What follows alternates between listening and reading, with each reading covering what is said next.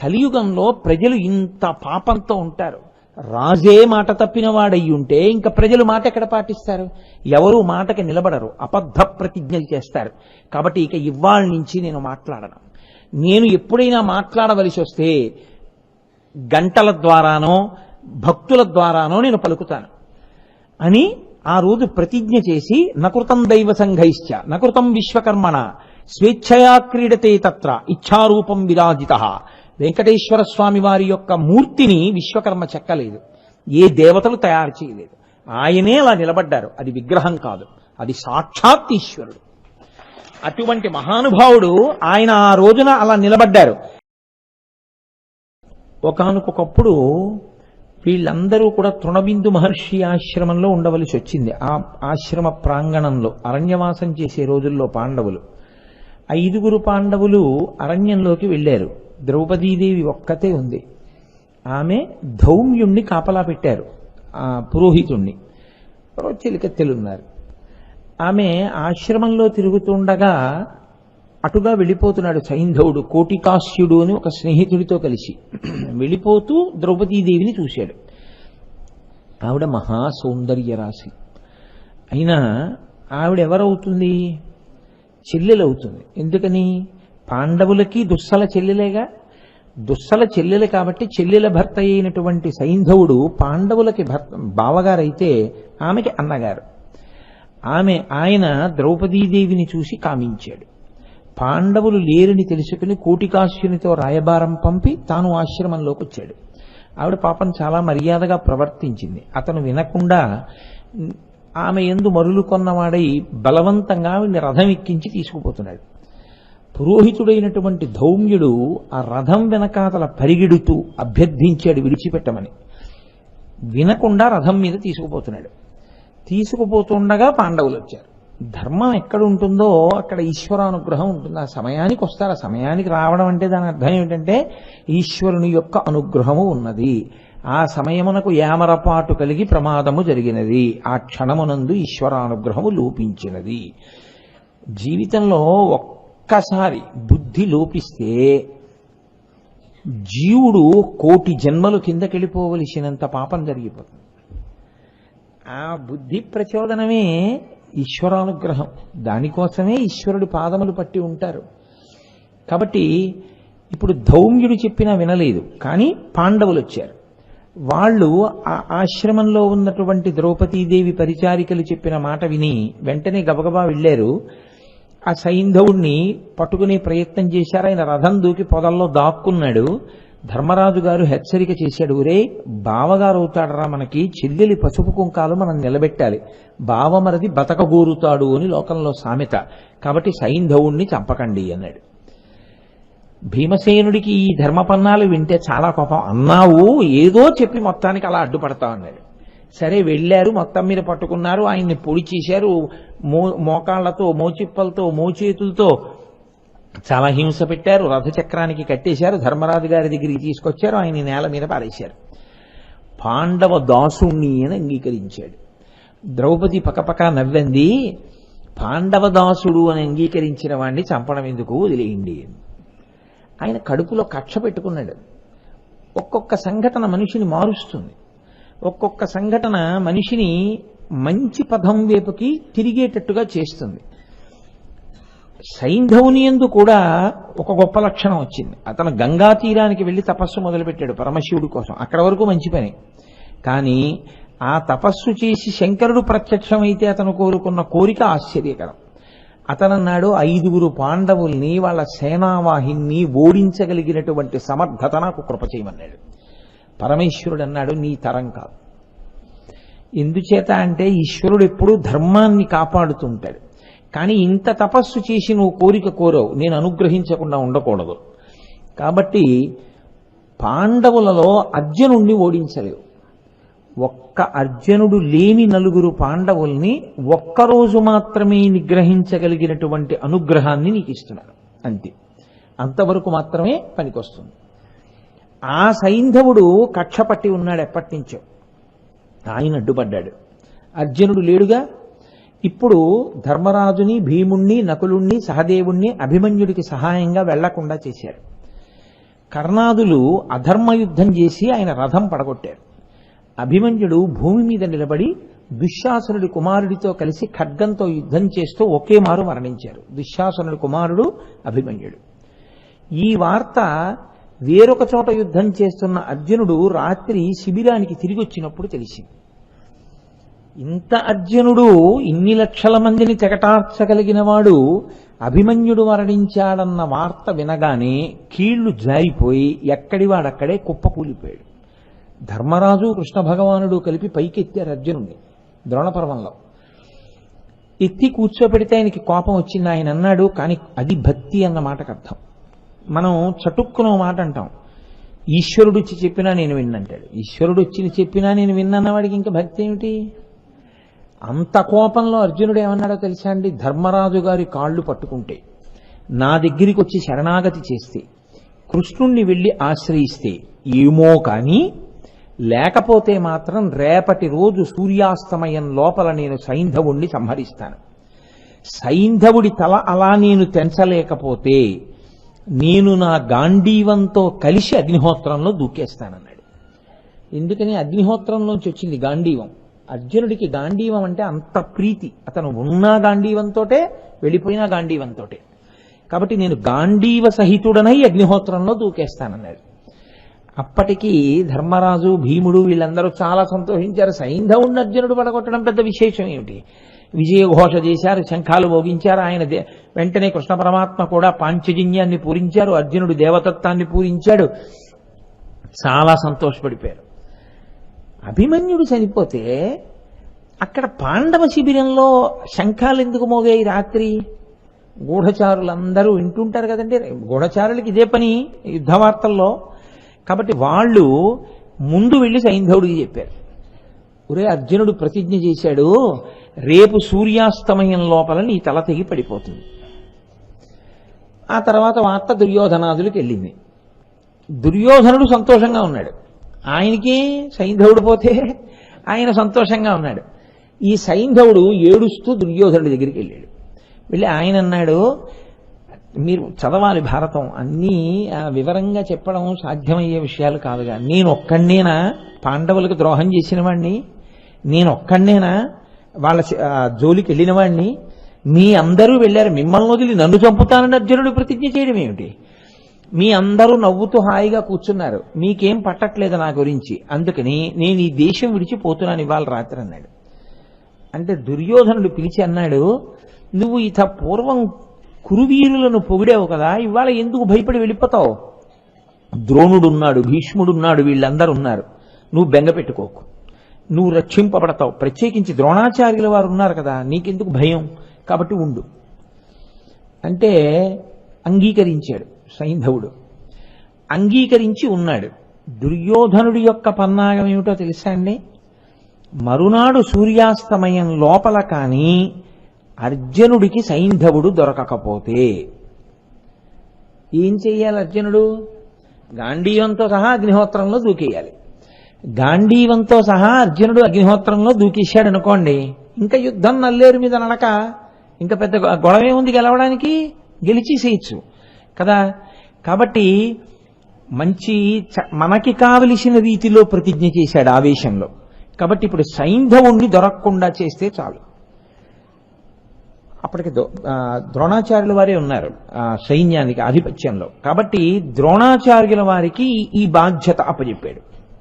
ద్రోణుడు అన్నాడు, నువ్వు నా ఛత్రఛాయలలో ఉండగా, నిన్ను నేను రక్షిస్తుండగా అర్జునుడు నిన్ను కబళించలేడు. కాబట్టి రేపటి రోజున నేను శకట వ్యూహం పన్నుతాను. అసలు ఆ శకట వ్యూహంలో ఉన్నటువంటి వీరుల్ని ఛేదించుకుంటూ సూర్యోదయం నుంచి ప్రారంభం చేసిన నీ దగ్గరికి చేరుకోవాలి అంటే సాయంకాలం కాదు కదా, సూర్యాస్తమయమైనా రాలేడు. అంతమందిని దాటాలి అర్జునుడు. ఏ సామాన్యమైన వీరులు కారు. కాబట్టి భయపడకు, రేపటువంటి వ్యూహం పన్నుతాను, రేపు సూర్యాస్తమయానికి అర్జునుడు నిన్ను చంపలేడు. ఎవరి మాట ఇచ్చింది?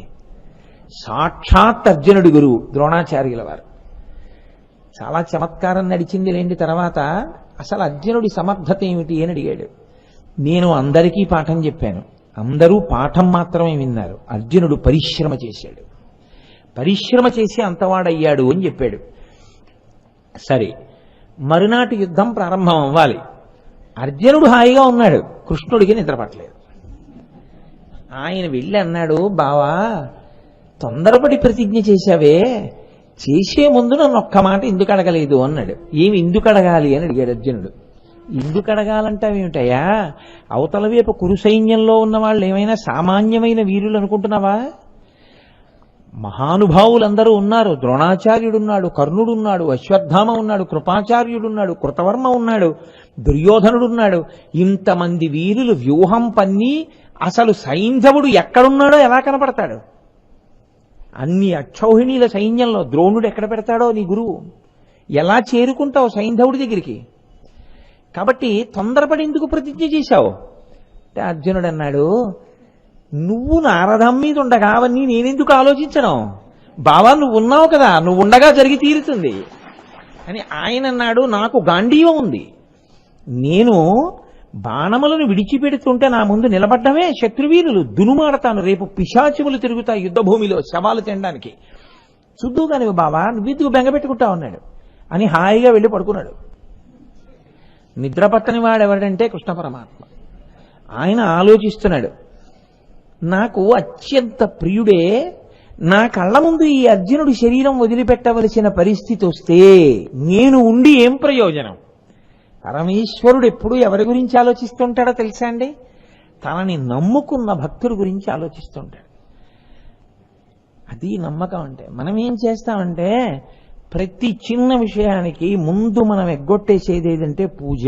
మీరు చూడండి, ఎక్కడికన్నా వెళ్ళాలనుకోండి, ఇవాళ లఘు విష్ణు సహస్రం చేయాలనుకోండి, శ్రీరామ రామ రామేతి రమే రామే మనోరమే. అన్నిటికీ మనకి తేరగా దొరికేది ఏదంటే మానేయడానికి పూజ ఒక్కటే. మిగిలిన ఏవైనా సర్దుబాటు చేస్తాను, పూజ సర్దుబాటు చెయ్యడం కుదరదు అని నువ్వు ధృతితో నిలబడగలవా? అందుకే లోకంలో మహాపాపకర్మ ఏమిటో తెలుసా అండి? పరమ భక్తుడైన వాడి పూజ పాడు చేయడమే. అంతకన్నా పాపం ఇంకోట్లేదు. ఆయన ఏదో పూజ చేసుకుందాం అనుకుంటాడు, అప్పుడే మీరు వాళ్ళ ఇంటికి వెళ్ళడం, అప్పుడే మీరు ఆయనతో మాట్లాడాలనడం, ఆయన్ని ఇబ్బంది పెట్టడం, ఆయన ఎంత బాధపడుతుంటాడో మనసులో పూజ పోయిందని. కాబట్టి ఎప్పుడు భగవద్భక్తి కలిగినటువంటి వారి పూజా సమయంలో వారి ఇంటికి వెళ్ళడం కానీ, వారి యొక్క ఏకాగ్రతని భగ్నం చేయడం కానీ ఎప్పుడూ చేయకూడదు. అది వాళ్ళకి చాలా బాధగా ఉంటుంది. ఎందుకు మిగిలినవన్నీ జరుగుతాయి, అదొక్కటే చేయలేకపోతున్నాను అని ఎంత బాధపడతారో.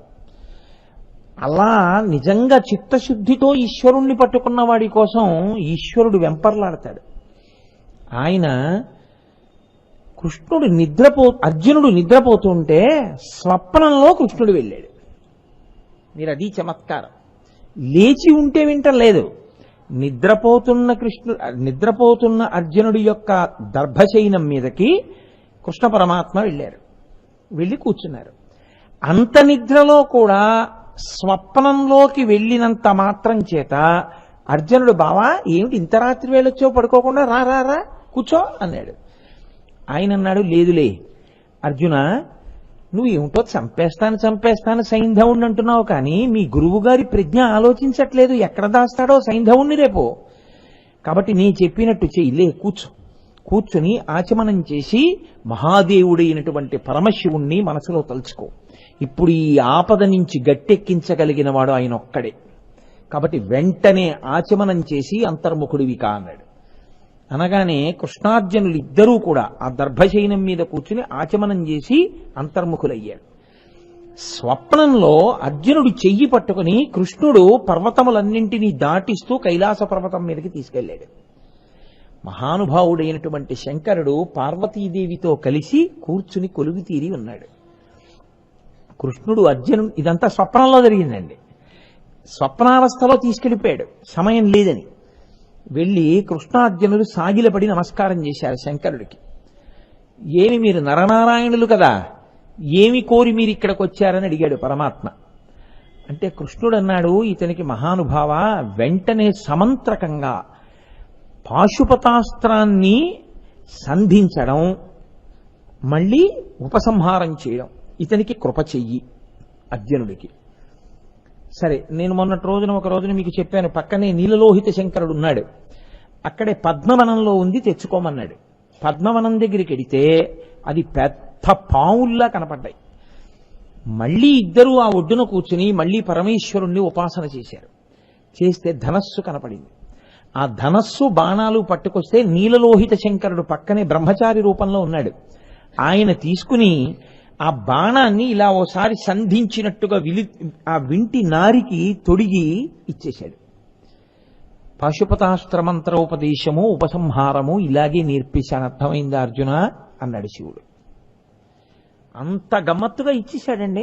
ఆయన తలుచుకుంటే ఏమివ్వలేడు. విశ్వామిత్రుడికి ధనుర్వేదాన్ని సాంగోపాంగోపనిషదస్య రహస్య ప్రదీయతాం ఇచ్చేశాడంతే ధనుర్వేదాన్ని. ఆయన ఏమివ్వలేడు శంకరుడంటే. ఇచ్చేశాను అర్జునుడికి. కృష్ణ సంతోషమేనా అన్నాడు. సంతోషమే స్వామి. రాత్రికి రాత్రి మళ్ళీ వచ్చేశారు ఇద్దరు.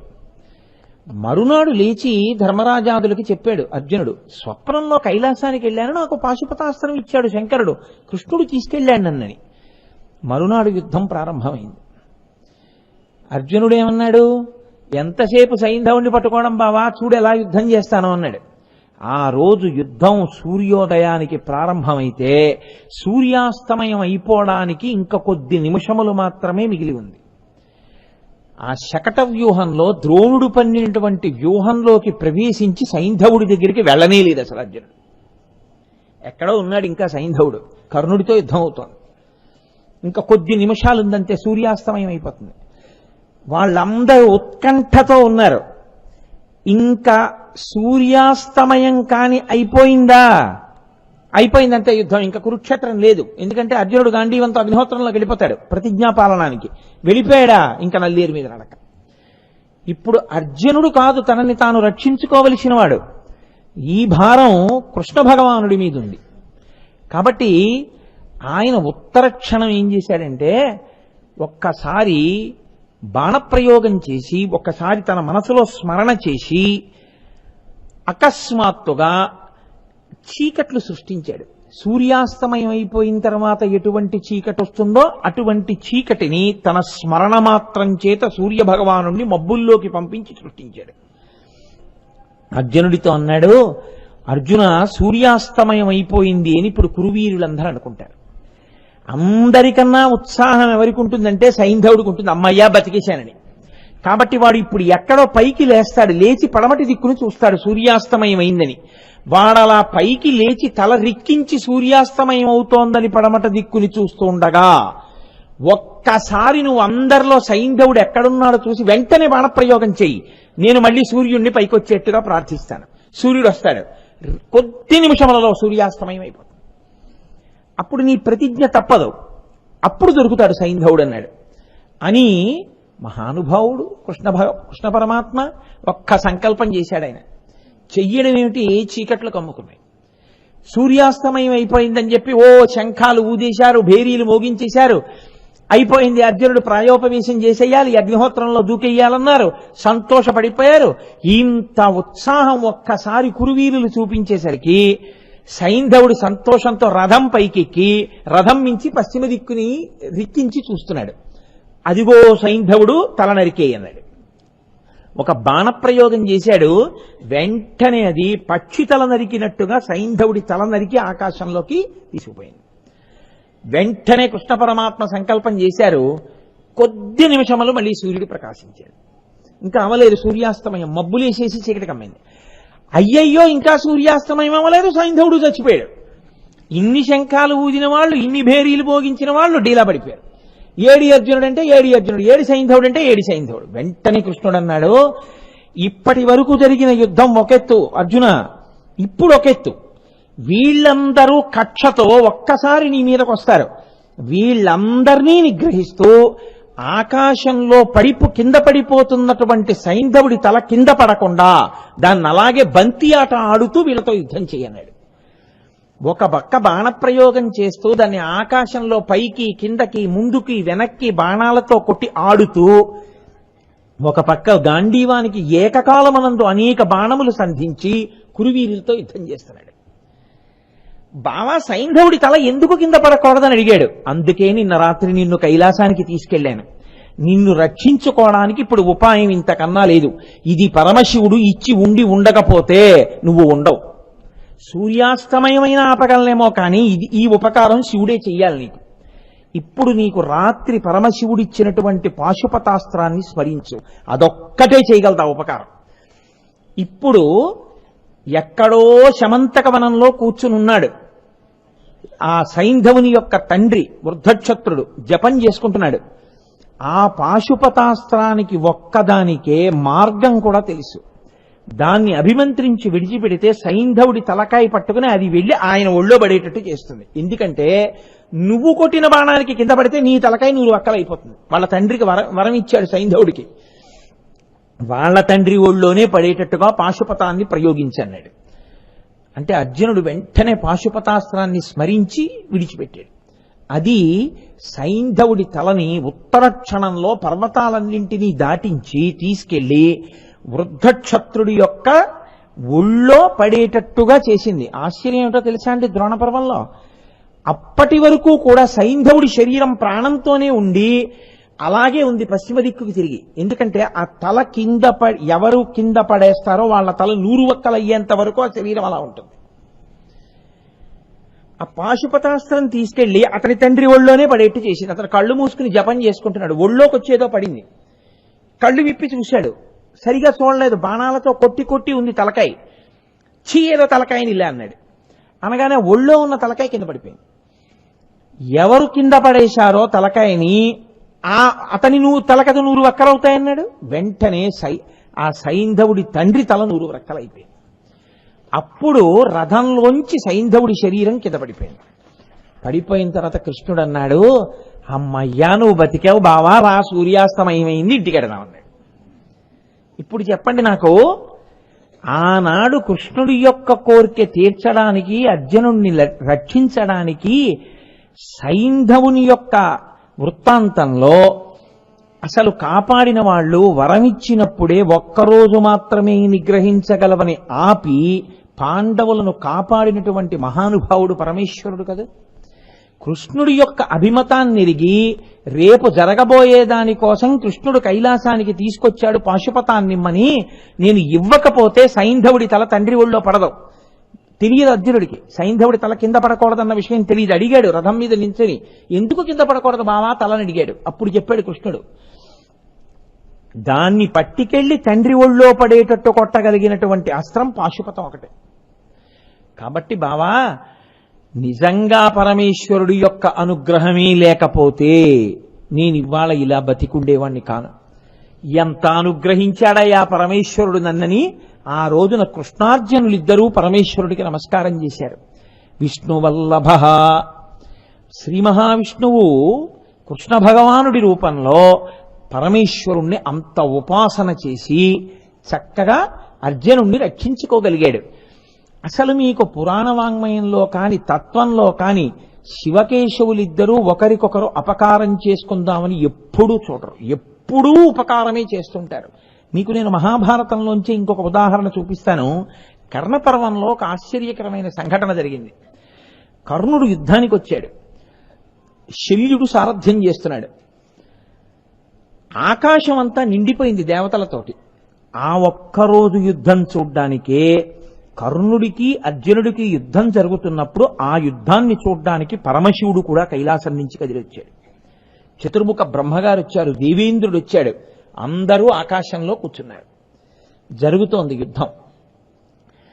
ఇంద్రుడు అన్నాడు, బ్రహ్మగారు మీ నోటితో ఒక్క మాటనండి, నరనారాయణులు కదా కృష్ణార్జునులు గెలుస్తారనండి అన్నాడు. అంటే బ్రహ్మగారు అన్నారు, నరనారాయణులు కృష్ణార్జునులుగా ఉండి యుద్ధం చేస్తున్నారుగా, తొందరపడి మనం అనడం ఎందుకు, గెలుస్తారని చూద్దాం, గెలుస్తారేమో అన్నాడు. అంటే శంకరుడు అన్నాడు, గెలుస్తారు, గెలిచి తీరుతారు, ఇది నిశ్చయాత్మకము, నేను ఆశీర్వచనం చేస్తున్నాను, అర్జునుడు పడగొడతాడు కర్ణుడిని అన్నారు. పడిపోయాడు కర్ణుడు. అయితే కర్ణుడు ఉన్నంతసేపు మాటలు అనుకుంటున్నారా యుద్ధం గెలవడం? కర్ణుడి అస్త్ర ప్రయోగం అంటే ఎలా ఉంటుందో తెలుసా అండి? మహాభారతంలో దుర్యోధనుడు చనిపోయిన తర్వాత, యుద్ధం అయిపోయిన తర్వాత రథం మీద ఉన్నారు కృష్ణుడు అర్జునుడు. కృష్ణుడు అన్నాడు, బావా యుద్ధం అంతా అయిపోయింది, నువ్వు గాంధీవాన్ని బాణాల్ని అన్నింటినీ తీసుకుని కిందకి దిగిపో, నేను ఇలాగే రథం మీద ఉంటాను, రథంలో ఏమీ విడిచిపెట్టకు, అన్నీ తీసుకుని కిందకి దిగిపో, దిగిపోయిన తర్వాత నేను దిగుతాను, ఇవాళ నేను ముందు దిగను బావా అన్నాడు. ఏమలా అంటావు బావా అని అడగడు అర్జునుడు. తను దిగిపోయాడు, గాంధీవం తీసేశాడు, అక్షయబాణ తూణీరాలు తీసేశాడు, అందులో ఉన్న ఖడ్గాలు తీసేశాడు, అన్నీ తీసి కింద పెట్టేశాడు. కృష్ణ పరమాత్మ ఒక్కసారి ధ్వజం వంక చూశారు, నేను దిగిపోతున్నాను అని. అంతే, ధ్వజం మీద ఉన్నటువంటి హనుమ భూతగణములతో లేచిపోయారు. లేచిపోగానే కృష్ణుడు భూమి మీదకి ఇలా కిందకి దిగాడు రథంలోంచి, భగ్గున కాలిపోయింది రథం. ఆశ్చర్యపోయి అర్జునుడు అన్నాడు, బావా అదేమిటి రథం అలా భగ్గున కాలిపోయింది? అయ్య బాబోయ్, ఒక్క 5 నిమిషాల క్రితం కాలిపోయి ఉంటే, బావా ఇప్పటి వరకు కాలని రథం ఇవాళ నువ్వు ముందు దిగిపో అన్నీ తీసేయని నేను ఏవి విడిచిపెట్టి ఉండలేనో అవన్నీ తీయించేసిన తర్వాత గాంధీవం నువ్వు కూడా దిగిపోయాక ఎందుకు కాలిపోయింది బావా అని అడిగాడు. అడిగితే కృష్ణ పరమాత్మ అన్నారు, అర్జున మీరు అరణ్యవాసం చేసినప్పుడు ఒకసారి నేను అక్కడికి వచ్చాను, వస్తే మీ అన్న ధర్మరాజు నాకు పంచెల చాపు పెట్టాడు, నేను పుచ్చుకున్నాను ఆ పంచెల చాపు. ఆయన ఏమన్నాడో తెలుసా, రేపు పొద్దున్న వచ్చే కురుక్షేత్ర యుద్ధంలో పాండవులు గెలవడం, మళ్లీ సింహాసనాన్ని పొందడం పాండవ మధ్యముడైన అర్జునుడి యొక్క క్షేమం మీద ఆధారపడింది కృష్ణ. నా తమ్ముడు అర్జునుణ్ణి మాత్రం కంటికి రెప్పని కాసినట్టు కాపాడవా అని అడిగాడు. ఒక పంచెల చాపు పుచ్చుకున్నాను కదూ, అందుకని ద్రోణుడి బాణాలకి కర్ణుడి బాణాలకి ఈ రథం ఎప్పుడో కాలిపోయినా కాలకుండా కాపాడి ఇప్పుడు కాలేటట్టు చేశానన్నాడు. అది ఈశ్వరుడంటే. ఒక పంచెల చాపు ఆయన పుచ్చుకున్నది, ధర్మరాజు ఇస్తే పంచెల చాపు ఇలా పుచ్చుకున్నందుకు, మాట ఇచ్చినందుకు అర్జునుడినంత కాపాడాడు. ఈశ్వరుడికి ఇచ్చింది లెక్క కట్టుకోకూడదు. జన్మ జన్మలకి జీవుడిని తరింప చేయడానికి చేసిన ఒక చిన్న పూజ, ఒక్క తులసి దళం. ఇప్పుడు చెప్పండి, దేనికోసం మీరు పూజ వదిలేయాలి? ఏ పిచ్చి పనుల కోసం? ఇప్పుడు పూజ కన్నా ఇంకా చాలా ముఖ్యమైన విషయం ఏమైనా ఉంటుందా? ఉండదు. ఉండేటట్టు ఎవ్వరూ చెయ్యకూడదు కూడా. ఎందుకంటే అదే రక్ష, అదే మిమ్మల్ని, మీ కుటుంబాన్ని, మీ వారిని రక్షించగలిగేది ఏదైనా ఉంటే ఒక్క పూజ మాత్రమే, ఈశ్వరుడితో మీకున్న సంబంధము మాత్రమే. అందుకే అంటాడు ఆయన భవిష్యోత్తర పురాణంలో, ఏకేన తులసి మాత్రదలేనాపి నరోత్తమా పూజయేద్ భక్తిభావేనా తంరక్షామితి మత్పనః అంటాడు. నాకేమిస్తావు? నాకేమి ఇవ్వలేవు. ఒక్క తులసిదళం తీసుకొచ్చి నా పాదాల మీద వేసి నమస్కరిస్తే నేను నీ వెంట పడి రక్షిస్తానంటాడు. కాబట్టి కృష్ణ పరమాత్మకి అర్జునుడంటే అంత ప్రాణం. అటువంటి అర్జునుణ్ణి రక్షించుకోవడానికి కృష్ణుడు ఎవరిని ఆశ్రయించాడో తెలుసా అండి? పరమశివుణ్ణి ఆశ్రయించాడు. నేను ఒక ఘట్టం కాదు, మహాభారతంలో ఎన్ని పర్వాలలోనో ఇది నిరూపణ అవుతూ ఉంటుంది. సౌప్తిక పర్వము అని ఒక పర్వం. ఆ పర్వంలో ఒక ఆశ్చర్యకరమైనటువంటి ఘట్టం నడిచింది. నిజంగా మీరు సౌప్తిక పర్వాన్ని ఒక్కరే ఒక గదిలో కూర్చుని చదివితే మీకు ఒళ్ళు రోమాంచితం అవుతుంది అందులో చదివేటటువంటి పద్యాలకి. అంత గొప్ప మహాభారతం మహానుభావుడిది. వ్యాస భగవానుడు కృప చేసింది, కవిత్రయం అనువాదం చేసింది. యుద్ధం అంతా అయిపోయింది. దుర్యోధనుడికి తొడలు విరిగి పడిపోయి ఉన్నాడు.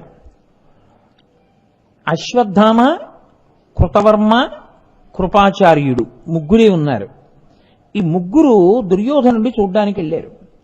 తొడలు విరిగి పడిపోయినటువంటి దుర్యోధనుడు ఏడుస్తూ బాధగా వాళ్ళ మనసులు చెలించిపోయేటట్టుగా మాట్లాడుతూ అన్నాడు. అప్పటికే అశ్వత్థామకి కడుపులో ఒక బాధ ఉంది. ఎందుకని అంటే అశ్వత్థామ హతః కుంజరః అనగానే ద్రోణుడు ప్రాణం విడిచిపెట్టాడు.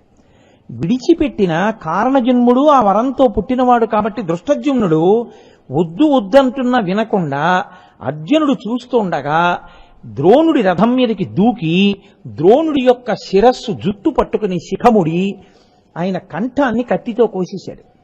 కోసినప్పుడు అశ్వత్థామ చూశాడు. అది అతని కడుపులో ఉండిపోయింది ఆ బాధ. అతను కూడా మహా తేజస్సంపన్నుడు, సామాన్యుడేం కాడు అశ్వత్థామ, కానీ బుద్ధి వక్రించిపోయింది ఆయనకి. అసలే ఆ బాధతో ఉన్నాడు.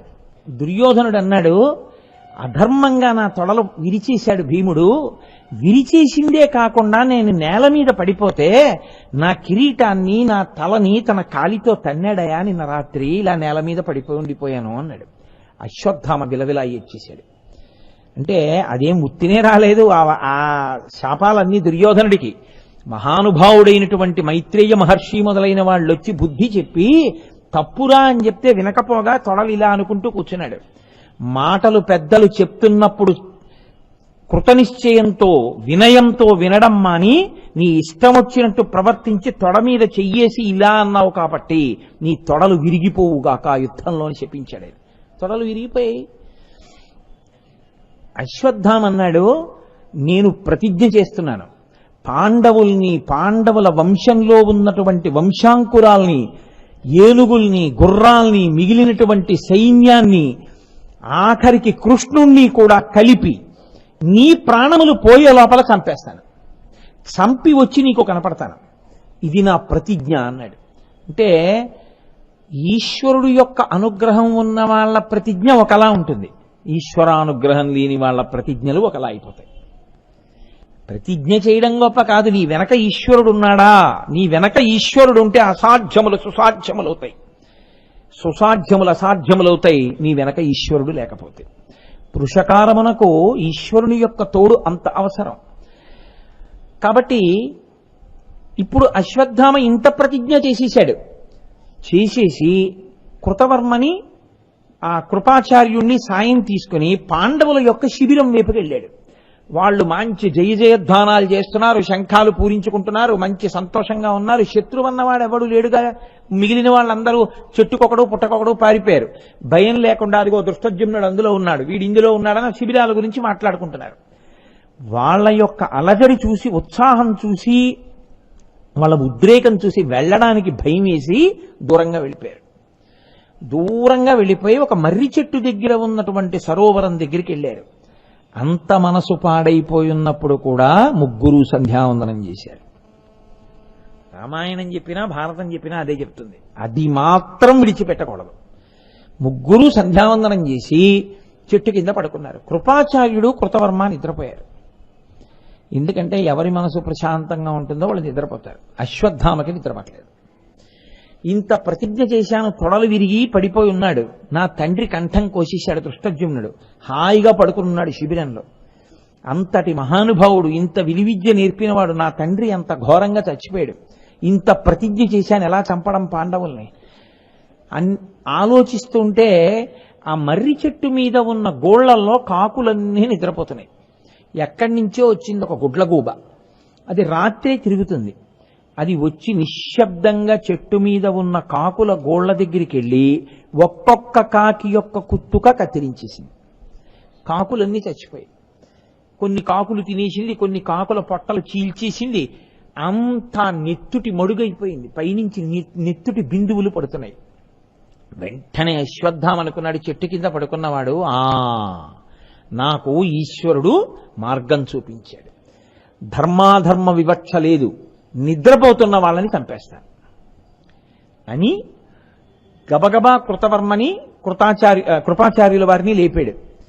నిద్రపోతున్న వాళ్ళని చంపేస్తాను, లేచుంటే చంపలేం, వాళ్ళ ముందు సాధ్యం కాదు నిలబడ్డాం వాళ్ళ యొక్క పరాక్రమం ముందు, కాబట్టి రండి చంపేద్దాం అన్నాడు. అంటే కృపాచార్యుల వారు చాలా బోధ చేశారు, తప్పలా చేయకూడదని. ధృతరాష్ట్రుడిని అడుగుదాం, ఆయన ఏం చెప్తే చేద్దాం.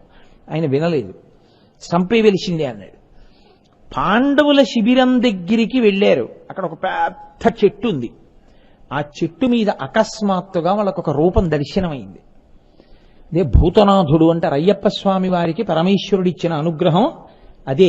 అందుకే అయ్యప్ప స్వామి గుళ్ళోకి రోజు వెళ్లి నమస్కారం చేసే వాళ్ళని భూతములు ఆవహించవు. కాబట్టి ఇప్పుడు ఆ భూతనాథుడు దర్శనమయ్యాడు. ఆయన నోరు పెద్ద రంధ్రం, అసలు ఎన్నడూ ఎప్పుడూ చూడనటువంటి స్వరూపం. శంఖం, చక్రం, గదా, ధనస్సు, బాణములు పట్టుకుని ఉన్నాడు. ఆయన నవ్వుతుంటే ఆ వికటాట్టహాసంలోంచి నోట్లోంచి కొన్ని 100 మంది విష్ణువులు పుట్టి పైకొస్తున్నారు. అటువంటి భూతనాథుని యొక్క స్వరూప దర్శనమైంది. కృతవర్మ కృపాచార్యుడు భయపడ్డారు, అశ్వత్థామ భయపడలేదు. నేను లోపల కక్ష, మహాదేవుడి యొక్క అనుగ్రహంతో ఈ భూతాన్ని అణుస్తానన్నాడు అని లోపల వెంటనే మహేశ్వరుణ్ణి స్థాపన చేసి ప్రార్థన చేసి అంతర్ముఖుడై కూర్చున్నాడు భూమి మీద. పరమేశ్వరానుగ్రహం కలిగింది. పెద్ద చప్పుడైంది. ఏమిటని కళ్ళు తెరిచి చూశాడు. ఇంకొకడైతే అసలు తట్టుకోలేడు. కొన్ని వేల మంది భూతగణాలు ప్రమథగణాలు కనపడ్డాయి ఆయనకి. ఇన్నిటినీ చూసి కూడా మనసు నిగ్రహించుకుని మళ్లీ ధ్యానం చేశాడు. ఒక బంగారు అరుగు అగ్ని వేది కనపడ్డాయి. ఇప్పుడు లేచన్నాడు, పాండవులను చంపాలి నేను, ఇది సామాన్య కార్యం కాదు. ఈశ్వరానుగ్రహంతో చంపానా చంపుతాను, చంపలేదా ప్రతిజ్ఞాభంగం చేసి చంపలేకపోయాడన్న అపకీర్తి పొందే కన్నా ఈ అగ్నిగుండంలో నేను పరమేశ్వరుడికి ఆహుతైపోతానని ధనస్సులు తీసుకొచ్చి అందులో పడేసి మంట పెద్దది చేసి దూకేస్తున్నాడు. కృష్ణుడికి పాండవుల యందు అనురక్తి. ఆయన ముందు రోజే ఏం చేశాడో తెలుసా అండి? వాళ్ళు దుర్యోధనుడు పడిపోయిన తర్వాత కృష్ణుడు పాండవుల్ని తీసుకుని వస్తున్నాడు శిబిరాల దగ్గరికి. అకస్మాత్తుగా ఆయనకి బుద్ధి పరమేశ్వరానుగ్రహం ప్రచోదనమైందా అని అన్నాడు, ఇవాళ మనం మన శిబిరాల్లో పడుకోవద్దు, ఓఘోవతీ నది ఒడ్డున మనం అక్కడ శిబిరంలో పడుకుందాం పదండని పాండవుల్ని తీసుకుని వెళ్లి ఆ నది ఒడ్డున ఉన్న శిబిరంలో పడుకున్నాడు. అది తెలియదు అశ్వత్థామకి. అందుకని మహాదేవుడు అన్నాడు భూతనాథ రూపంలో, నేను కృష్ణుడికి సమ్మానం చేస్తున్నాను, నువ్వు వస్తావని తెలుసు, అందుకే ఇప్పటికే దాచేశాను వాళ్ళని. నీ మోహం, మిగిలిన వాళ్ళు ఒక కారణానికి చనిపోవాలి, ఎప్పుడైనా భారతం విన్నప్పుడు విందురు గాని. కాబట్టి అందుకని ఇదిగో దివ్య ఖడ్గం ఇస్తున్నాను, వాళ్ళని చంపు. అతని ఆవేశం తీరింది. ఆ భూతనాథానుగ్రహం ఆ ఆవేశం విడిచిపెట్టింది. అంతే, భయపడిపోయాడు. భయపడిపోయి పాండవులకి తెలిస్తే ఏమవుతుందోనని అక్కడి నుంచి పారిపోయాడు. సరే, ఆ తరువాత కథ చాలా నడిచింది అనుకోండి. నేను మీకు ఎందుకు మనవి చేస్తున్నానంటే, విష్ణువల్లభ, నిరంతరము శ్రీ మహావిష్ణువుని కంటికి రెప్ప కాపాడినట్టు కాపాడుతూ ఉంటారు పరమశివుడు. కాదు, నేను మీకు ఇంకొక ఉదాహరణ చూపిస్తాను. ద్రోణపర్వంలోనే ఒక ఆశ్చర్యకరమైనటువంటి సంఘటన జరిగింది. అశ్వత్థామ కృష్ణార్జునులు ఇద్దరితో యుద్ధం చేస్తూ ఆగ్నేయాస్త్రం ప్రయోగించాడు. అసలు ఆ ఆగ్నేయాస్త్రం కృష్ణార్జునుల్ని కాల్చలేదు, పడిపోయింది, నిర్వీర్యం అయిపోయి. అశ్వత్థామ ఇంక యుద్ధం చేయలేదు. చాలా బాధపడి రథం దిగిపోయి అరణ్యంలో వెళ్ళిపోతున్నాడు. ఇంత అస్త్రం, ఆగ్నేయాస్త్రం ఎందరినో కాల్చింది, మనుష్యులు కదా కృష్ణార్జునులు, నేను ప్రయోగించిన అస్త్రం కాల్చకుండా పడిపోవడం ఏమిటి? బాధపడుతూ వెళ్ళిపోతున్నాడు. నల్లటి మేఘం మెరిసిపోతూ భూమి దిగితే ఎలా ఉంటుందో అలా కనపడ్డాడు మహానుభావుడు వేదవ్యాసుడు. వెళ్ళి ఆ వ్యాస భగవానుని యొక్క పాదముల మీద పడ్డాడు. పడి వ్యాసాచార్యుల వారిని అడిగాడు, అయ్యా, ఆగ్నేయాస్త్రం ఇత పూర్వం నేను ఎన్ని పర్యాయములు ప్రయోగిస్తే అన్ని పర్యాయములు అంతమందిని కాల్చింది. కృష్ణార్జునులు మనుష్యులు కదా, మరి నేను ఆ అస్త్ర ప్రయోగం చేస్తే ఎందుకు కాల్చలేదు వాళ్ళని అని అడిగితే, అప్పుడు వేదవ్యాస మహర్షి నవ్వి కూర్చోమ్మని ఒక రహస్యం చెప్పారు. కృష్ణార్జునులంటే ఎవరనుకుంటున్నావు? ఈ కృష్ణ భగవానుడు సాక్షాత్ శ్రీ మహావిష్ణువు. శ్రీ మహావిష్ణువు నారాయణ ఋషి అనబడేటటువంటి పేరుతో అవతరించి పరమశివుడి గురించి ఘోరమైన తపస్సు చేశారు. పరమశివుడు ప్రత్యక్షమయ్యారు శ్రీ మహావిష్ణువుకి. ఏం కావాలని అడిగారు. నాకు ఈ లోకాన్నంతటినీ రక్షించడానికి కావలసినటువంటి శక్తిని కృప చెయ్యమని అడిగారు. ఆ రోజున పరమశివుడు ఎంత కృప చేశాడో తెలుసా విష్ణువుని? లోకంలో నిన్ను జయించగలిగినటువంటి వాడన్నవాడు ఉండడు, పంచభూతములు కూడా నిన్నేమీ చెయ్యలేవు, ఏది నిన్ను గెలవగలిగినటువంటిదన్నది లేదు అని ఆయన ఎంత కృపాళు అంటే, నాతో సహా ఈ క్షణం నుంచి నువ్వు యుద్ధం చేస్తే నేను కూడా నీ చేతిలో ఓడిపోవలసింది, అంత శక్తి నీకు ఇచ్చేస్తున్నాను, పుచ్చుకో అన్నాడు. ఆ నారాయణ ఋషి మళ్లీ తపించి తనలోంచి నరుణ్ణి సృజించాడు. ఆ నరనారాయణులిద్దరూ లోకరక్షణ చేస్తారు. వాళ్ళిద్దరూ కృష్ణార్జునులుగా వచ్చారు.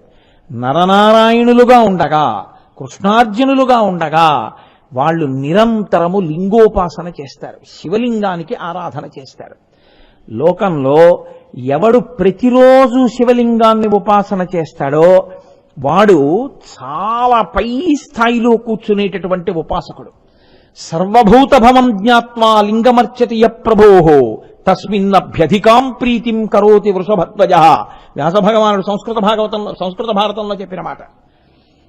సర్వభూత భవం జ్ఞాత్వా లింగమర్చతి య ప్రభోః. అన్ని భూతములు సమస్త బ్రహ్మాండములు ఎందులోంచి గా పుడుతున్నాయో, లయమైపోతున్నాయో అటువంటి శివలింగమును సాకారము కానిదాన్ని అరూపరూపి అయినటువంటి లింగమును అత్యంత భక్తితో ఎవడు ప్రతిరోజు ఉపాసన చేస్తున్నాడో ఆ ఉపాసకుని యొక్క బలము ఆ జన్మతో పోవడం కూడా కాదు, జన్మ జన్మాంతరముల యందు కూడా ఉపాసనా బలం ఉండిపోతుంది. లింగార్చన అంటే అంత గొప్పది. కృష్ణార్జునులిద్దరూ అటువంటి లింగోపాసకులు. నీవు కూడా శివోపాసకుడవే, కానీ నీవు ప్రతిరోజు మృత్తికతో శివుడి యొక్క విగ్రహాన్ని చేస్తావు. కరచరణాదులతో ఉన్న శివుణ్ణి తయారు చేసి పూజ చేస్తావు. కృష్ణార్జునులో లింగమర్చతి య ప్రభోః, వాళ్ళిద్దరూ శివలింగాన్ని ఆరాధన చేస్తారు. శివలింగాన్ని ఆరాధన చేసిన కారణం చేత కృష్ణార్జునుల యొక్క ఉపాసనా బలం నీ ఉపాసనా బలం కాదు, ఏ ఉపాసన బలం కన్నా పెద్దది. అది ఇంకా దాన్ని మించిన ఉపాసన లేదు. అంత శక్తివంత నేను కాదు చెప్పింది, సాక్షాత్తు వేదవ్యాసుడు. లింగమర్చతి య ప్రభోః తస్మిన్నభ్యధికాం ప్రీతిం కరోతి వృషభధ్వజ. అందుకే వృషభధ్వజుడైనటువంటి పరమశివునికి ప్రత్యేకమైన ప్రీతి కృష్ణార్జునుల యందు. చాలా ప్రేమ, నిరంతరము కాపాడుతూ ఉంటాడు. అలా ఆయన కాపాడుతుండగా నువ్వు కాదు కదా, నీ తండ్రి ద్రోణుడు కూడా వాళ్ళని నిర్జించలేడు. కారణం వాళ్ళకి శివానుగ్రహం ఉంది, ఎప్పుడూ శివుడి చేత రక్షింపబడతారు.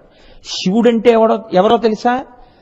నువ్వు ఆవగింజ కావాలంటే నీకు పర్వతాన్ని తీసుకొచ్చిస్తాడు, అంతటి మహానుభావుడు. కన్న తండ్రి లోకములకు. అటువంటి వాడి అనుగ్రహం ఉన్నటువంటి కృష్ణార్జునుల్ని నువ్వెక్కడ చెనకుతావయా? అందుకే నీ ఆగ్నేయాస్త్రం వాళ్ళ మీద పనిచేయలేదు, నీకన్నా వాళ్ళ ఉపాసన అటువంటిది. ఇప్పుడు చెప్పండి, విష్ణువల్లభ నిరూపించిందా లేదా మహాభారతం? కాదు, నేను మీకు ఇంకొంచెం దాన్ని ముందుకు తీసుకెళ్లి చూపిస్తాను. అర్జునుడు కూడా వెడుతుండగా వేదవ్యాసుడిని చూశాడు. చూసి వెంటనే వచ్చి వేదవ్యాసుడి కాళ్ల మీద పడి, ఎప్పటి నుంచో నా మనసుని ఒక ప్రశ్న తొలిచేస్తోంది. నేను ప్రతిరోజు యుద్ధానికి ఎడుతున్నాను, నేను చంపుతాను అనుకుంటాను, కానీ ప్రతిరోజు సిగలో చంద్రవంక పెట్టుకుని సర్పములను ఆభరణములుగా వేసుకుని శూలాన్ని పట్టుకుని ఒకే ఒక వ్యక్తి చచ్చిపోయే వాళ్ళందరి గుండెల మీద తన త్రిశూలంతోనే పొడిచి చంపుతున్నాడు. ఆయన పొడిచి చంపేగానే నా బాణం పడుతోంది. ఆయన చంపుతున్నది నేనా అని నేను రోజు చూస్తున్నాను. ఎన్ని లక్షల మంది పడిపోతున్నారో అన్ని లక్షల మందిని చంపుతున్నవాడు ఆయన ఒక్కడే. నాకు కనపడుతున్నాడు, రోజు త్రిశూలం పట్టుకుని ఎడుతున్నాడు, పొడుస్తున్నాడు. స్పష్టంగా నాకు తెలియట్లేదు ఆయన ఎవరు. చచ్చిపోయిన వాళ్ళని చంపుతున్నాను తప్ప అసలు ముందు చంపేస్తున్నవాడు ఆయన ఎవరు? అలా యుద్ధభూమిలో వచ్చి చంపుతున్నవాడు ఎందుకు ఆయన నన్ను అలా అనుగ్రహిస్తున్నాడని అడిగారు. అడిగితే వేదవ్యాసుడు నవ్వి అన్నాడు, ఇంద్రకీలాద్రి మీదకెళ్ళి తపస్సు చేసి పరమశివ సాక్షాత్కారం చేసుకున్నావుగా, మహాపాశుపతాస్త్రాన్ని ఇమ్మని అడిగావుగా, ఆ రోజు నీ ఒళ్ళు దివ్య తేజస్సు నింపడానికి ఆ శరీరాన్ని నీతో కలిపి యుద్ధం చేయడానికి మల్ల యుద్ధాన్ని సాధనంగా ఎంచుకుని నీ ఒంటితో తన ఒళ్ళు కలిపి గుద్దినట్టు, నువ్వు నీతో ఆయన గుద్దించుకున్నట్టు నీ ఒంటిని ఆయన ఒంటితో బాగా అదిమి పట్టాడుగా. పట్టడం వల్ల నీ ఒంట్లోకి దివ్య తేజస్సు ప్రవేశించిందిగా. నువ్వు మహాపాశుపతాస్త్రం ఒక్కటే అడిగావు, ఎందుకని అడిగాడు ఆయన. రేపు కురుక్షేత్ర యుద్ధంలో దాన్ని సాధనం చేసుకోకపోతే నేను ఇన్ని లక్షల మందిని ఎలా చంపనని అడిగావు. ఆయన చిరునవ్వు నవ్వి పాశుపతాస్త్రం ఇచ్చాడు. ఆనాడే జగత్తులను కన్న తండ్రి కనుక ఒక నిర్ణయాన్ని తీసుకున్నాడు. నీ తరపున శంకరుడు యుద్ధం చేస్తున్నాడు కురుక్షేత్రంలో, ఆయన శక్తికి ఎదురేది, అందుకే నీ ముందెవరూ నిలబడరు, అందరినీ ఆయన చంపుతున్నాడు. ఆ త్రిశూలధారి, ఆ శూలపాణి, ఆ నాగాభరణధారుడు ధారి ఎవరో కాదు, సాక్షాత్తు శంకరుడే. ఆయనే యుద్ధభూమిలోకి వచ్చి యుద్ధం చేస్తున్నాడు. నువ్వు ఒక వరం అడిగితే ఆయన ఎంతగా లొంగిపోయినవాడో చూసావా? ఇదయ్యా నీయందు నిన్ను కాపాడాలని నిరంతరం ప్రయత్నం చేసేటటువంటి కృష్ణుని యందు పరమశివుడికి ఉన్నటువంటి అనుగ్రహం అటువంటిది. కాబట్టి నరనారాయణుల యందు ఆయనకి ఎంత ఆప్యాయతో ఎంత అనుగ్రహమో నిరూపించడానికి మహాభారతంలో ఉన్నటువంటి ఈ సంఘటన చాలదా? ఇది నా కల్పితం కాదు, ఇంకొకళ్ళు కల్పించింది కాదు. సాక్షాత్ వేదవ్యాసుడు వ్యాసో నారాయణ స్వయం, ఆయన నారాయణ స్వరూపుడు. ఇతిహాసము, కల్పితగాథ కాదు. రామాయణ రచన యందు వాల్మీకి కూడా ఒక వ్యక్తి అయినట్టే, ఆయన కూడా ఆ కాలమునందు ఉన్నట్టే. మహాభారత రచనా సమయమునకు వ్యాస భగవానుడు కూడా అందులో 10 మాటలు కనపడినవాడు. ఇతిహాసం, ఇది ఇలాగే జరిగినది, పరమసత్యం భారతం రామాయణం. అందుకే మన జాతికి 2 కళ్ళవి. అటువంటి భారతంలో నిరూపించి చూపించాడు వ్యాస భగవానుడు. నిరంతరము శ్రీ మహావిష్ణువు పరమశివుని చేత రక్షింపబడుతుంటారు. శ్రీ మహావిష్ణువు నిరంతరము పరమశివుణ్ణి ఉపాసన చేస్తూనే ఉంటారు. అంత నిరూపించినటువంటి ఘట్టాలు మహాభారతంలో ప్రత్యక్షంగా ఉన్నాయి. అందుకే ఆయనే గౌరీదేవికి ఉపదేశం చేసినటువంటి శివాష్టోత్తరంలో విష్ణువల్లభ, నిరంతరము నన్ను కాపాడేటటువంటి నా ప్రియమిత్రుడు, నా చెలికాడు, నేను ఎవరిని ఉపాసిస్తానో అటువంటి మహానుభావుడని చెప్పుకున్నాడు. మీకు నేను ఇంకొక ఆశ్చర్యకరమైన సందర్భాన్ని చూపిస్తాను. ఇవాళ ఎలాగో మహాభారతం అన్నాను కదూ, అనుశాసనిక పర్వంలో మహాభారతంలో ఒక అద్భుతమైన ఘట్టం ఉంది.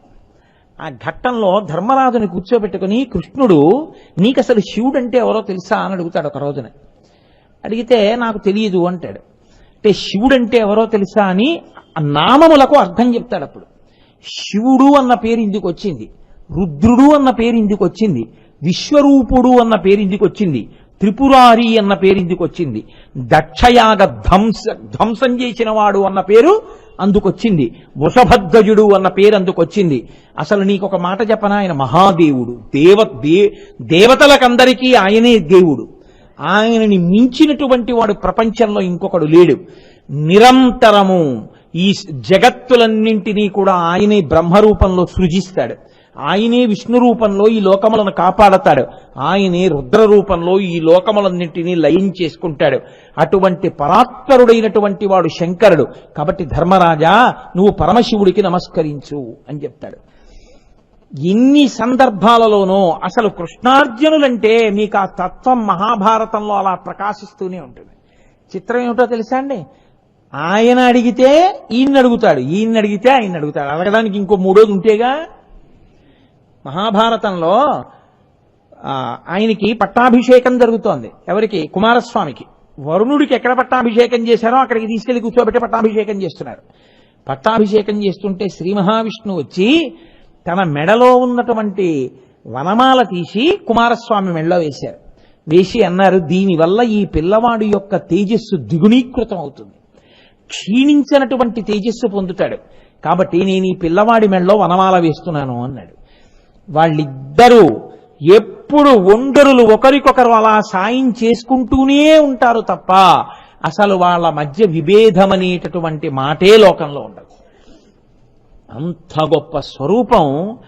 ఆ నిరంతరము శివుడు విష్ణువుని కాపాడుతూనే ఉంటారు. కాబట్టే విష్ణువల్లభ. కాదు మీకు నేను ఒక విషయం చూపిస్తాను.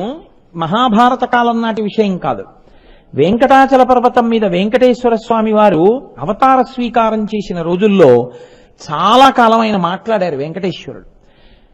ఒకానొక సందర్భంలో ఆ కూర్ముడనబడేటటువంటి బ్రాహ్మణుడు తన భార్యని, బిడ్డల్ని, భార్య గర్భిణి, ఆయన యొక్క బిడ్డల్ని, నేను కాశీ పట్టణానికి నా తండ్రి అస్థికలు కలపడానికి వెడుతున్నాను, వీళ్ళంత దూరం నడవలేరు. ఆ రోజుల్లో కాశీపట్టణం అంటే నడిచి వెళ్ళేవారు.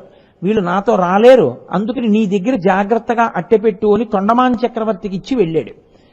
ఆ భార్యని, బ్రాహ్మణుని యొక్క భార్యని, బ్రాహ్మణుని యొక్క పిల్లల్ని, ఆవిడ గర్భిణి, జాగ్రత్తగా చూడమని వాళ్ళకు ఒక పెద్ద ఇల్లు ఒకటి ఏర్పాటు చేసి రక్షక భటుల్ని పెట్టి అందులో సామాగ్రులన్నీ పెట్టి ఆహార ధాన్యాలు పెట్టి తొండమాన్ చక్రవర్తి ఏర్పాటు చేశాడు. ఈయన కాశీ వెళ్ళిపోయాడు. చాలా నెలలైపోయింది, మళ్ళీ కాశీ నుంచి తిరిగి వచ్చాడు. ఈలోగా మరిచిపోయాడు తొండమాన్ చక్రవర్తి. మరిచిపోవడం వల్ల ఆ ఇంట్లో ఉన్నటువంటి ఆ బ్రాహ్మణుని భార్య బ్రాహ్మణి, ఆమె పిల్లలు, ఆమెకి ప్రసవమైనప్పుడు పుట్టినటువంటి పసిపిల్లవాడితో సహా అందరూ చనిపోయి వాళ్ళ చర్మాలన్నీ నేలకు అంటుకుపోయి అస్థిపంజరాలు అస్థికలు మిగిలిపోయి ఉండిపోయి. బ్రాహ్మణుడు వచ్చన్నాడు తొండమాన్ చక్రవర్తిని, ఏది నా భార్య బిడ్డలు నీకు అప్పచెప్పి వెళ్ళాను కదా, నాకెవరు పుట్టారు అని అడిగాడు.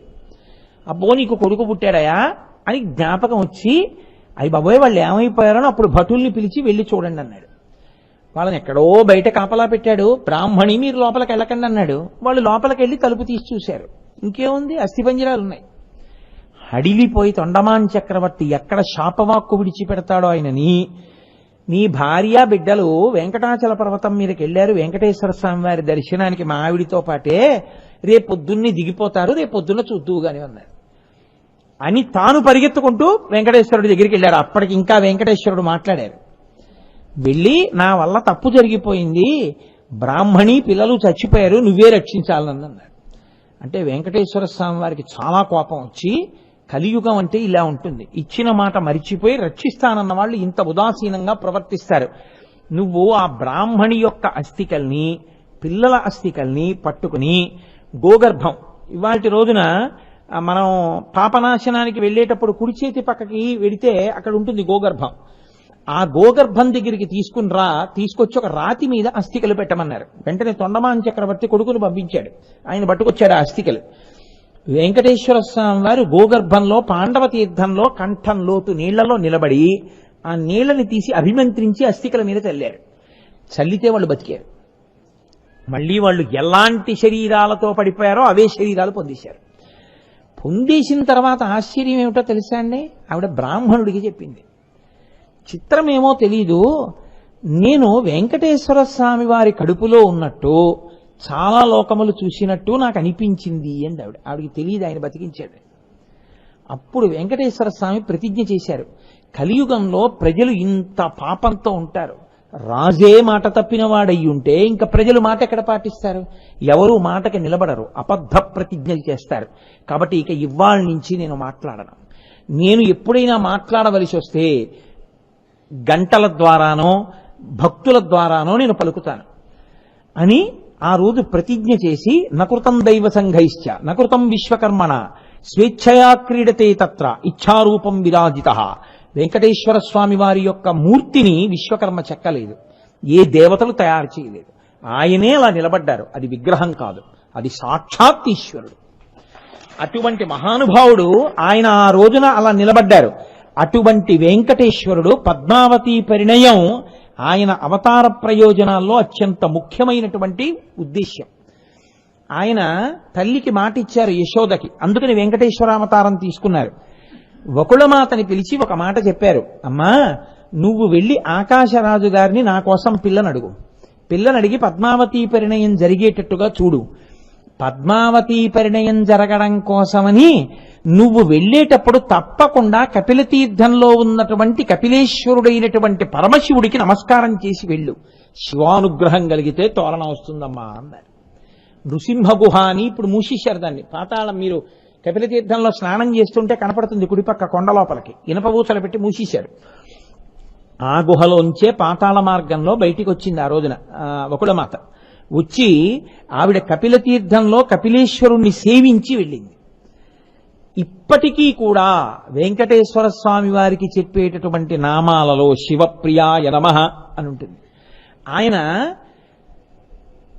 ఎప్పుడు పరమేశ్వరుడు యొక్క ఆరాధకుడే. అక్కడ ఆకాశరాజు గారు పద్మావతీదేవి బెంగ పెట్టుకుని ఉంటే ఆయన చేసిన పని ఏమిటో తెలుసా, అగస్త్య మహర్షి వచ్చారు, నా పిల్ల బెంగ పెట్టుకుంది, ఏమిటో చెప్పదు, ఎవరికో మనసిచ్చానంటోంది, ఏమిటి ప్రారంధం అంట అంటే ఆయన అన్నాడు, సమస్త శుభములు జరగడానికి అందరి మనసులు చల్లపడడానికి ఏం చేస్తావో తెలుసా, సహస్రఘటాభిషేకం శివలింగానికి చెయ్యి. సహస్రఘటాభిషేకం చేసి శివలింగం చల్లబడితే నీ మనసు కాదు లోకమంతా చల్లబడుతుంది. ఎంత బాధతో ఉన్నావో అంత పెద్ద కళ్యాణం చేస్తావు. సహస్రఘటాభిషేకం చేశాడు. చెయ్యడం ఏమిటి, వకుళమాత వచ్చింది, వెంకటేశ్వర స్వామి వారు సోది చెప్పేవాడి రూపంలో వచ్చారు. పద్మావతి శ్రీనివాసుల యొక్క కళ్యాణం అంగరంగ వైభవంగా జరిగిపోలా. ఇప్పటికీ పద్మావతి శ్రీనివాసుల యొక్క పరిణయానికి కారకుడు మహానుభావుడు పరమేశ్వరుడే. ఆనాటి నుంచి ఈనాటి వరకు ఎప్పుడైనా ఎక్కడైనా ఆయన విష్ణువల్లభ, అందుకే వాళ్ళిద్దరి మధ్యకి వెళ్ళడం, వాళ్ళిద్దరికీ భేదం చెప్పడం, వాళ్ళిద్దరి మధ్యలోకి వెళ్ళి వీళ్ళకన్నా వాళ్ళు గొప్ప, వాళ్ళకన్నా వీళ్ళు గొప్పని తీర్పులు చెప్పే ప్రయత్నం చేయడం ఎన్నడూ చెయ్యకూడదు. శివుణ్ణి నిందించి శివుణ్ణి ఆరాధించినటువంటి వాణ్ణి విష్ణువు ఆదరిస్తాడని మీరు ఎలా అనుకుంటున్నారు? తెల్లవారి లేస్తే మనకి పురుషార్థ సమన్వయమైనటువంటి మహాభారతం, రామాయణాది కావ్యములు శివకేశవులు ఎంత కలిసి ఉంటారో మనకి చూపిస్తున్నాయి. రావణ సంహారం చేసిన తర్వాత రామేశ్వరంలో శివలింగ ప్రతిష్ఠ మహానుభావుడైనటువంటి రామచంద్రమూర్తి చెయ్యలా? విష్ణువల్లభ, నిరంతరము శ్రీ మహావిష్ణువుని ఆయన కాపాడుతూనే ఉంటారు. కాదు కాదు, అసలు తాత్పర్యమెరిగినటువంటి ఋషి సదృశులైనటువంటి వారు, ఋషులైనటువంటి వారు ఎన్నడూ ఉపమానం చూపించవలసి వస్తే శివకేశవులకు అభేదం లేని ఉపమానాలే చూపించారు. నేను మీకు ఒక్క సందర్భం చూపిస్తాను. బాలకాండలో విశ్వామిత్ర మహర్షి వచ్చారు రామలక్ష్మణుల్ని తీసుకెళ్ళడానికి. సరే, ముందు పంపనన్నాడు. ఊనషోడశ వర్షో మే రామో రాజీవలోచన నయుద్ధ యోగ్యతామస్య పశ్యామి సహ రాక్షసై. పిల్లాడయా, ఇతనే యుద్ధం చేస్తాడన్నాడు. ఆఖరికి రామలక్ష్మణుల్ని ఇచ్చి పంపించాడు దశరథ మహారాజు గారు. ఈ పిల్లలిద్దరినీ పట్టుకుని వెడుతున్నటువంటి విశ్వామిత్రుణ్ణి వర్ణన చెయ్యవలసి వస్తే ఉపమానం ఏమని వేశారో తెలుసా అండి వాల్మీకి మహర్షి? పరమశివుడి వెనకాతల వెడుతున్నటువంటి విశాఖుడు సుబ్రహ్మణ్యుడితో వెడుతున్నప్పుడు ఎలా ఉంటుందో, లేదా ఆ విశాఖుడు నైగమేశుడు వాళ్ళిద్దరు పిల్లలిద్దరినీ వెంట పట్టుకుని వెడుతున్నటువంటి పరమేశ్వరుడు జటలు ఇలా వేలాడుతూ చేతిలో తపస్వి అయి కమండలం దండం పట్టుకుని మహానుభావుడు పరమశివుడు గంగా తీరంలో నడుస్తుంటే వెనక ఆయన బిడ్డలిద్దరూ నడుస్తుంటే ఎంత అద్భుతంగా ఉంటుందో, రామలక్ష్మణులు ఇద్దరూ విశ్వామిత్రుడి వెనకాతలు వెడుతుంటే చూడ్డానికి అలా ఉంది అని రాశారు. ఏమి భేదం పాటించారు వాల్మీకి మహర్షి? శ్రీరామాయణ రచన చేస్తూ గంగావతరణం చెప్పలేదా? షణ్ముఖోత్పత్తి చెప్పలేదా? వాటికి ఫలశ్రుతి చెప్పలేదా? శివకేశవులంటే ఎప్పుడూ ఆయన ఈయన్ని రక్షిస్తూనే ఉంటాడు. కాబట్టే విష్ణువల్లభ. కాదు కాదు, మీకు ఒక మాట చెప్తాను. భాగవత రచన చేస్తూ పోతన గారు ఆంధ్రీకరిస్తూ పూతనా సంహార ఘట్టంలో ఓ మాట అంటారు. విషధరరిపు గమనినికి ని విషగళ సకునికి విమల విషసయనునికి విషభమ భవ జనకునికి ని విషకుచతను విషము కొనుట విషమే తలపన్. పూతన యొక్క స్తన్యంలో విషం పెట్టుకుని వస్తే 2 కుక్కల్లో తాగేశారు కృష్ణ పరమాత్మ. తాగేసి ఆ 2 గుక్కల పాలతో పాటుగా పూతన శరీరంలో ఉండేటటువంటి జవసత్వాల్ని కూడా తాగేశారు. ఆ పూతన శరీరం కింద పడిపోయింది. పడిపోతే పెద్ద పర్వతం అంతా పడిపోయింది. పడిపోయినటువంటి శరీరం మీద చిన్ని కృష్ణుడు, పసిపిల్లాళ్ళ ఉన్న కృష్ణుడు ఆడుకుంటున్నాడు. ఆ 2 స్తనములు 2 పర్వతాల్లా ఉన్నాయి, వాటి మధ్యలో ఆడుకుంటున్నాడు ఆయన. యశోదాదులు పరుగు పరుగున వెళ్లి వెతుక్కున్నారు పిల్లాన్ని. వెతుక్కుని ఆ పిల్లాన్ని చూసి అమ్మో ఎంత భయపడిపోయాడో అనుకున్నారు. ఎత్తుకున్నారు, ఇలా గుండెల మీద పెట్టేసుకున్నారు, బెంగ పెట్టేసుకుని నేలం కూలిన మేటి పెన్నురముపై నిర్భీతి క్రీడించు నోబాలారమ్మని మూపు చేర్చుకుని సంస్పర్శించి ఆ రాక్షసున్ గోలాంగూలము తిప్పి గోరజములను చల్లించి గోమూత్రమున్ చల్లి తద్బాలాంగంబుల గోమయంబలదిరా 12 నామంబులన్ అంటారు పోతన గారు. ఆవు దగ్గరికి తీసుకెళ్లి ఆవు తోక పిల్లాడి చుట్టూ తిప్పి కేశవుడు కేశవులను రక్షించుగాక, గోవిందుడు హృదయమును రక్షించుగాక, హృషికేశుడు మోకాలను రక్షించుగాక అంటూ 12 నామాలతో అవయవాలకు రక్ష పెట్టారు. ఎవరికి? ఆయన నామాలతో ఆయనకే. తెలియక యశోదాదులు ఇలా ప్రవర్తిస్తుంటే పోతన గారు అన్నారు, వీళ్ళకంటే తెలియదు, ఆయనకి ఆ విషం తాగడం పెద్ద లెక్కేమిటో అన్నారు. అని ఆయన ఎంత చమత్కారమైన పద్యం వేశారో తెలుసా అండి? విషధరరిపు గమనునికి ని విషగళసకునికి విమల విషసయనునికి విషభవ భవ జనకునికి విషకుచను విషము కొనుట విషమే తలపన్. విషధరరిపు గమనునికి విషము ధరించినటువంటి దానికి శత్రువైన వాడి మీదెక్కి తిరిగేవాడు, పాములకు శత్రువైన గరుత్మంతుడి మీదెక్కి తిరిగేవాడు. విషధరరిపు గమనునికి విషగళసకునికి హాలాహలాన్ని తీసుకొచ్చి కంఠంలో పెట్టుకున్నటువంటి పరమశివునికి మిత్రుడైన వాడు అనేశారు పోతనగారు. విషగళసకునికి విమల విషసయనునికి నీటి ఎందు పడుకునుండేవాడు. విషభవ భవ జనకునికి, విషములంటే నీళ్ళని అర్థం ఉంది, నీటిలోంచి పుట్టింది తామర పువ్వు, తామర పువ్వులోంచి పుట్టినవాడు బ్రహ్మగారు. విషభవ భవ జనకునికి, అటువంటి వాడికి తండ్రి అయిన శ్రీమన్నారాయణుడు. విషకుచను విషము కొనుట విషమే తలపన్. ఒక స్త్రీ స్తన్యంలో కుచంలోంచి వచ్చినటువంటి కొద్దిపాటి విషం తాగడం పెద్ద లెక్క, తాగేశాళ్ళు అవాయ్ అన్నారు. పోతన గారు అంత అందంగా చూపించారు వాళ్ళిద్దరి యొక్క అన్యోన్యతని. కాదు కాదు, నాకు ఆ విషయం జ్ఞాపకానికి వస్తుంది. నాకు ప్రాణ సమానం ఆ పద్యం అంటే, అంత ఇష్టం నాకు. చిన్ని కృష్ణుడికి అమ్మ కొప్పేసింది. ఆ కొప్పుకి ముత్యాల సరాలు చుట్టింది. ముత్యాల సరాలు చుట్టి ఏదో ఓ చక్కటి పట్టు పీతాంబరం కట్టింది. కట్టి మెళ్ళో ఓ గొలుసేసింది. దానికి ఓ నీల పతాక, దాని కాంతి కంఠం మీద కొడుతోంది. ఆ కృష్ణుడు వదిలేసింది ఆడుకోమని. ఆయన మట్టిలో ఆడుకుంటున్నాడు. ఆడుకుంటుంటే పోతన గారు ఘంటం పెట్టి రచన చేస్తున్నారు. ఆయన రచన చేయడం అంటే నిద్రపోకుండా ఏదో కాఫీ టీ తాగి రచన చేసిన భాగవతం కాదది. అది పలికిడిది భాగవతమట పలికించు విభుండు రామభద్రుండట నే పలికిన భవహరమగునట పలికిత వేరొంటు గాథ పలుకగనేలా. మహానుభావుడు పరమేశ్వరానుగ్రహంగా ఆయన ఘంటం కదిలి వెళ్ళిపోయిందంతే. కాయలు కాచిపోగినవిలే అరచేతుల వ్రతఘంటపున్ రాపిడి చేతనో కరకు నాగలి మేడిది పట్టి సైద్యముంచెయుట చేతనో ఓ కృషీవలా నీ వ్యవసాయ దీక్ష కాహాయని ఇంతలేసి కనులు అర్పక చూసిరిలే దివౌకసుల్లంటారు మహానుభావుడు కరుణశ్రీ గారు. ఏమయ్యా, నాగలి పట్టుకుని దున్నడం వల్ల నీ అరి చేతులు కాయలు కాసిపోయాయా? ఘంటం పట్టుకుని భాగవతాన్ని ఆంధ్రీకరించడం వల్ల చేతులు కాయలు కాసిపోయాయా? అలా ఆంధ్రీకరించారు. పోతన గారి భక్తి అంటే సామాన్యమైన భక్తి కాదు.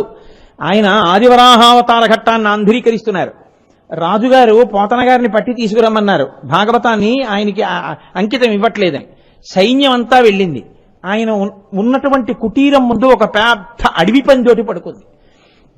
అది నోరు విప్పి కోరలు చూపిస్తే భయపడిపోయి సైన్యం అంతా వెనక్కిపోయింది. సాక్షాత్తు రాజుగారే వచ్చాడు. ఆ పందిని చూసి హడిలిపోయాడు రాజుగారు కూడా.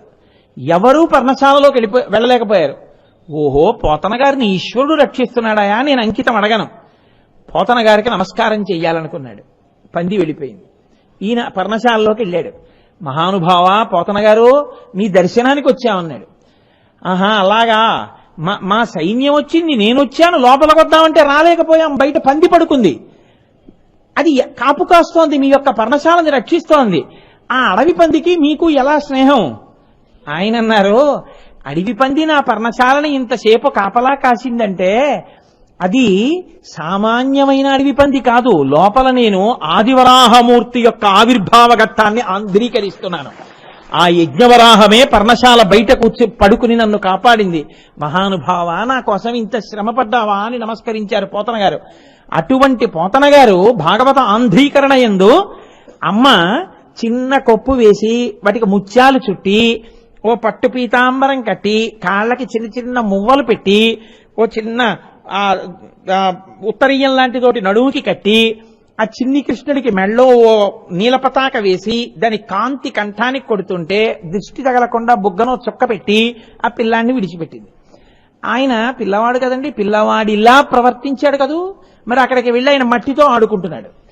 ఆంధ్రీకరిస్తున్నటువంటి పోతన గారికి అకస్మాత్తుగా ఆడుకుంటున్న చిన్ని కృష్ణుడిలో శంకరుడు కనబడ్డాడు. ఆయన ఘంటం పద్యం ఎలా పడిపోయిందో తెలుసా అండి?